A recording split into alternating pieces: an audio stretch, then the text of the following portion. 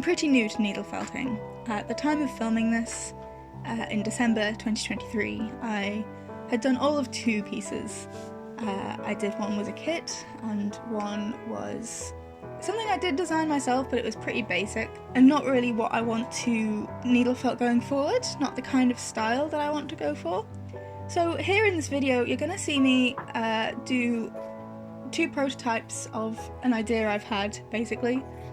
I'm very much still exploring, I'm still gaining experience, still learning, obviously, and I just thought I'd take you along for the ride, for the adventure of learning a new thing with me, of being a beginner, of trying things, experimenting, seeing what works, what doesn't. I'll discover quite a few things that don't work in this video. So yeah, you'll see here I've drawn out the basic design that I want to do. I intend to kind of freestyle a lot of it, so I've just drawn some basic outlines, some mountains, approximately where I want to needle felt a dragon in the distance. And I'm doing this on an old piece of curtain because, as I said, I'm practicing, I'm experimenting, I'm learning. I don't really want to use expensive materials in this, so instead of buying new felt onto which to do my needle felting, I've just used what I've got, which is a piece of old curtain. In the same vein, I don't at this point in time have a needle felting mat, so I'm using a car sponge, which is very cheap from the supermarket. Works fine to allow me to poke my needles through the piece and to not damage my needles or the table. I don't really know why I thought I needed to get out all of my wools. I think I thought it would be inspiring. In fact, it just cluttered my workspace and was overwhelming, and you really don't need quite this much wool, especially not for one piece that's an A5 size.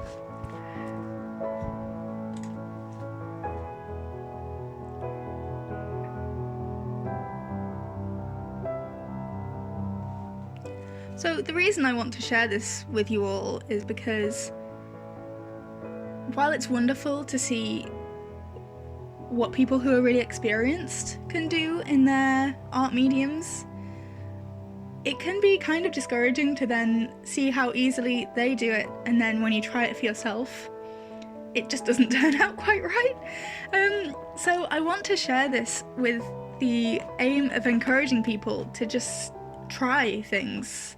Sure, it won't turn out right, but you don't learn if you don't try. You can't get that experience without just trying. So here's me showing you me trying, showing you that it's okay. It's not the end of the world if something at the end doesn't turn out quite how you want it.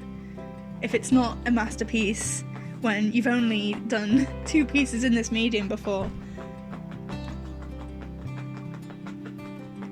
So for those of you who don't know, needle felting is essentially just using a small, very sharp metal stick to poke wool into some fabric.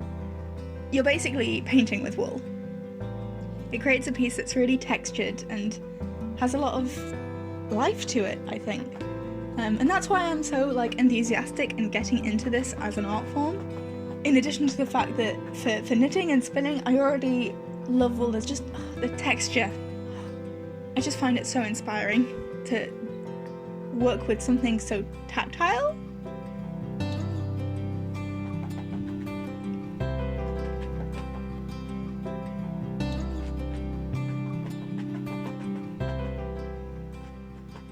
By the way, I think I got all of my materials that you'll see in this video from World of Wool. All of the I'm using merino wool tops, which is apparently not the best kind of wool you're supposed to use for needle felting. Apparently it's better to use carded bats or carded slivers, but this is what I've got, so this is what I'm using.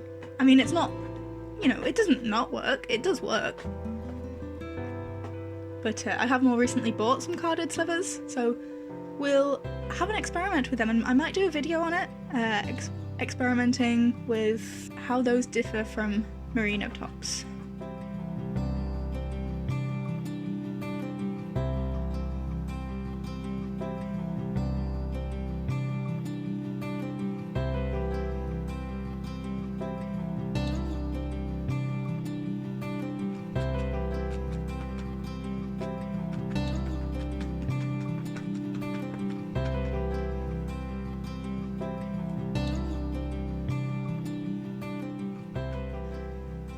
So here you can see I've started filling in the mountains. I'm using some dark green.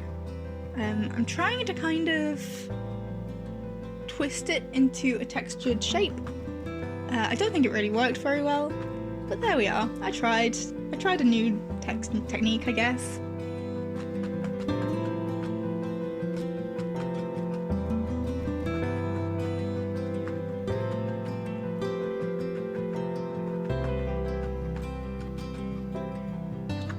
And now I'm back to trying to fix the sky because I wasn't happy with how the sky was turning out.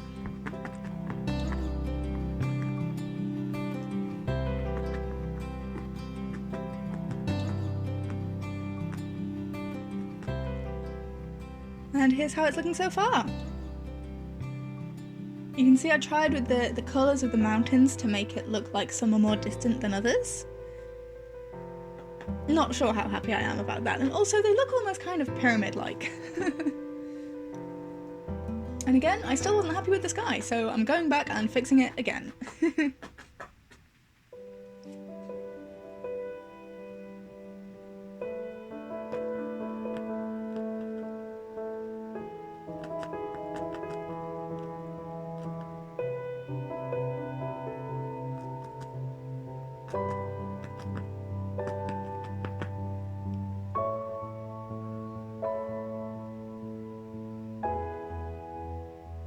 It is very therapeutic, I have to say, just sitting repeatedly stabbing something. It makes quite a satisfying sound, I think. I hope you agree, because I've left in a lot of footage of me just stabbing the fabric, because I think that's a really satisfying noise. Ah, now the interesting bit. I'm going to start needle felting the dragon. I wish this turned out better.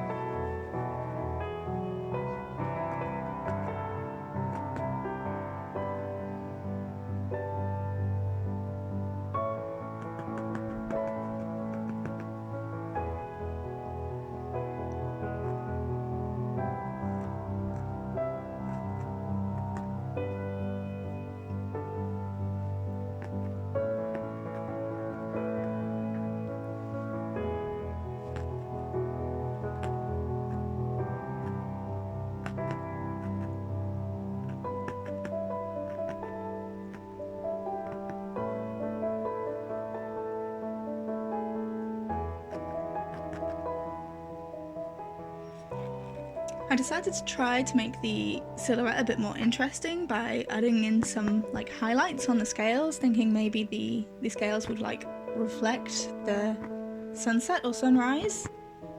I don't know how happy I am with how it turned out, but I thought I'd give it a go. Why not?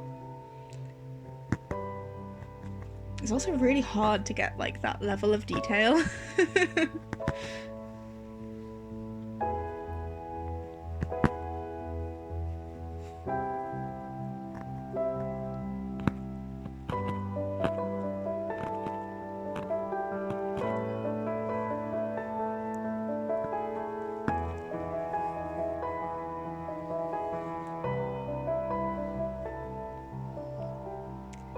I'm adding now some, what are they called? Curly locks? Basically, curly sheep's wool. Oh, it doesn't say on the bag. Okay. That was an attempt to add some extra texture, but I basically needle felted all the texture out of it, so it didn't really work. I'm then adding some Sari silk. Oh, these are from Teesdale Felts, by the way.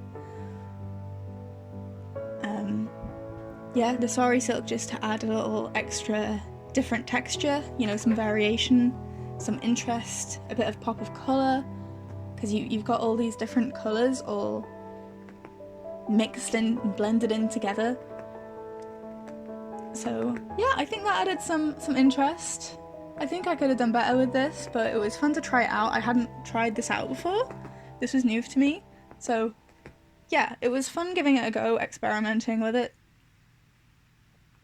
But I'll have to try again in future and see if I can do better with it.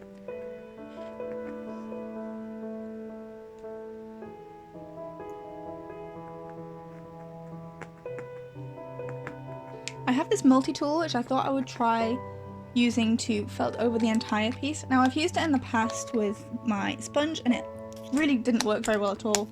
So I swapped the sponge for a folded up towel in the hopes that something more firm would help, I don't know, help it work. It didn't, and I ended up switching to a small gauge single needle to felt over it and try and incorporate everything together and just kind of smooth everything over, I guess, finalize everything. I don't know how necessary that is, but it's what I did, so there we go.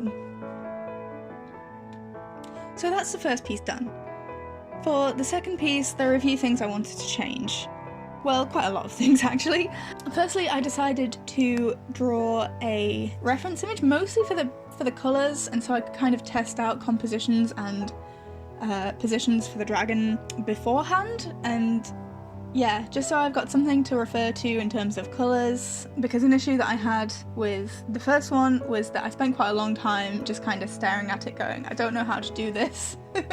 What colours go where, and then obviously I redid the sky several times. Another thing I learned was to do the outline in pen rather than in pencil, because the pencil was quite faint and it faded as I was needle felting, so then I couldn't see it, so this time I did it in pen.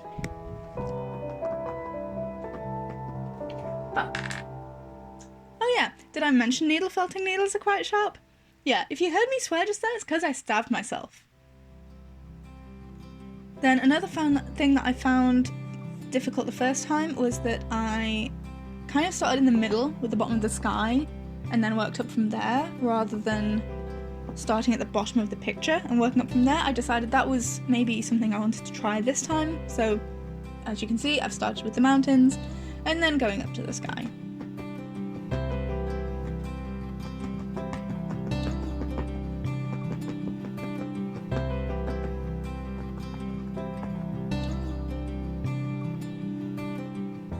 Now, needle felting needles are quite fragile, and here you have a rite of passage of mine, my first broken needle felted needle. Well done me.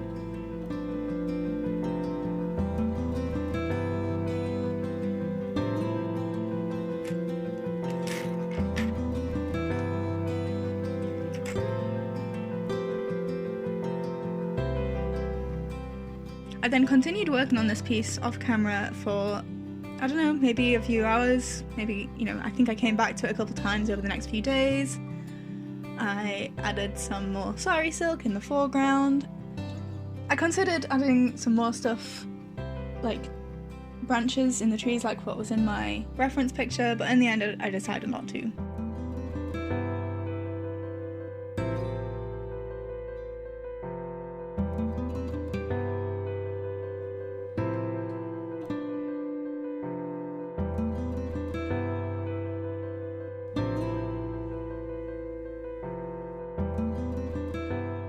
So here's the final result.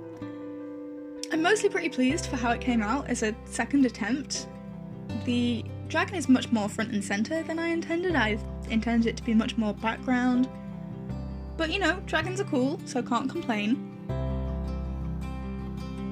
While the mountains in the first picture turned out a bit too triangular, I think the ones in the second picture turned out a bit too rolling hill rather than mountain, but one day I'll find a happy medium between the two, but today is not that day.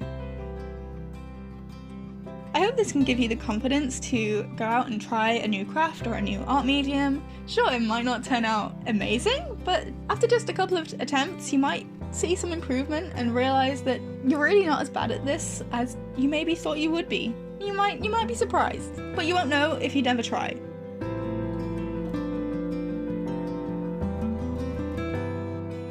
Yeah, here's how the two compare. I think you can confidently say that my second attempt is much better than my first attempt. There is still a ways to go in terms of improvement, but for the time being I'm pretty happy with it.